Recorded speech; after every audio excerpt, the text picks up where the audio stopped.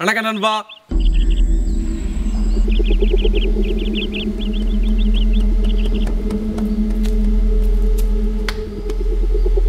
வாங்க சித்த உட்காந்து பேசிட்டு போகலாம். வாங்க வாங்க.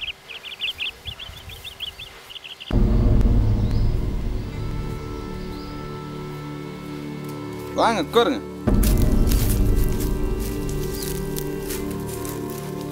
எந்த ஊருங்க உங்களுக்கு?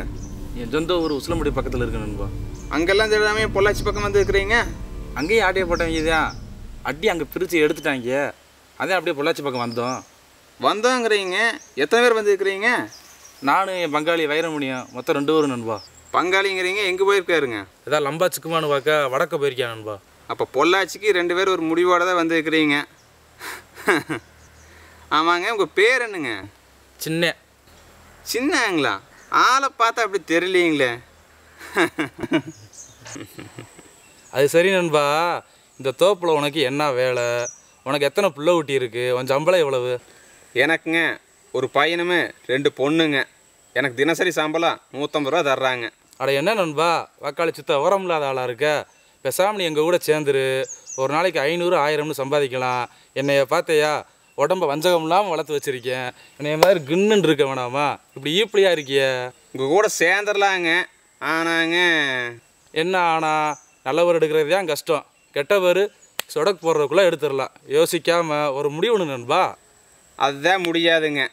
இப்போ நம்ம உட்காந்துருக்குறோம் பாருங்க, இதிலிருந்து சுற்றி இருக்கிற 50 ஏக்கரா தோப்பு எங்கள் அப்பா சம்பாரிச்சுதுங்க. இப்போ என்ற கையில் இருக்குதுங்க. என்ன போய் திருட கூப்பிட்றீங்க பார்த்தீங்களாங்க?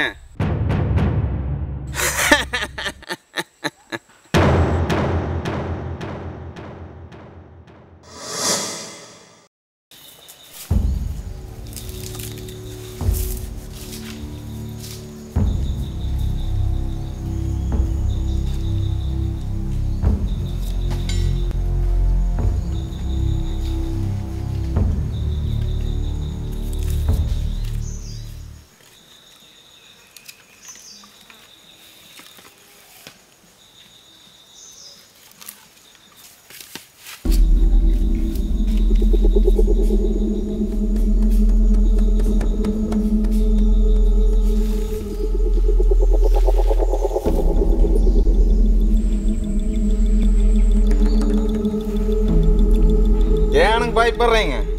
வாங்க சித்த போய் உட்காந்து பேசிட்டு போகலாம். வாங்க வாங்க வாங்க.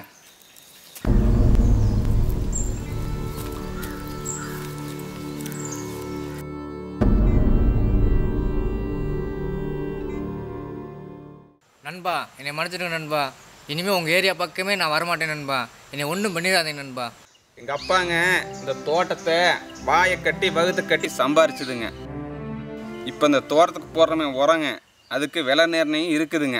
எங்கிட்ட இருந்துங்க தேங்காயை வாங்கிட்டு போய் அதை எண்ணெய் ஆட்டி அதை டப்பாவில் போட்டு அடைச்சி அதை விற்கிறாங்கள, அதுக்கு ஒரு விலை நிர்ணயம் இருக்குதுங்க.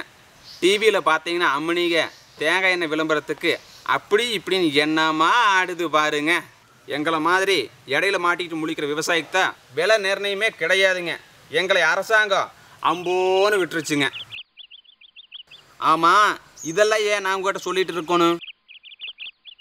விவசாயியோட கஷ்டம் தெரியாமல் நீங்களும் உங்கள் பங்காளியுமே உசிலம்பட்டியிலிருந்து பொள்ளாச்சிக்கு திருட வந்துட்டீங்க. அப்படின்னா என் பங்காளியே உங்களுக்கு தெரியுமா நண்பா? அட அங்கே ஒருத்தர் இருக்கிறான் பாருங்க, அவன் தான் உங்கள் பங்காளியான்னு போய் பாருங்க.